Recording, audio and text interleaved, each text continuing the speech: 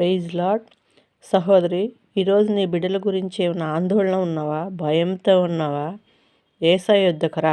యేసయ్య అంటున్నాడు కీర్తన 128 అధ్యాయంలో, నీ భోజనపు బల్ల చుట్టూ నీ పిల్లలు ఒలీవ మొక్కల వలె ఉందరు అంటున్నాడు.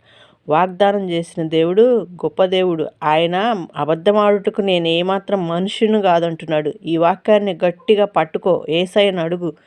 నీ పిల్లలను నువ్వు చూసేదు అంటున్నాడు. నీ బిడ్డల విషయమై ఏమన్నా చింతుంటే దేవుడు వాగ్దానం చేస్తున్నాడు. నమ్ము, యేసయ్య వైపు చూడు. ఎందుకంటే నాకు ఎవ్వరు లేరేసయ్యా, నాకు నువ్వే దిక్కేసయ్యా అని ఆయన దిక్కులేని దరిద్రుల ప్రార్థన నిరాకరింపక వారి ప్రార్థనల వైపు తిరిగి ఉన్నాడు. యేసయ్య గొప్ప దేవుడు. నువ్వు దిక్కులేని దానివి, నువ్వు బాధలో ఉన్న దానివని విడిచిపెట్టే దేవుడు ఎంత మాత్రం కాదు. నువ్వు మోకరించు, నువ్వు మొరపెట్టు, నువ్వు ప్రార్థన చేయి. దేవుడు నీ పక్షాన దేవుడు కార్యం చేసి ఉన్నాడు. యేసు నామానికి మహిమ కలుగును గాక. Please subscribe.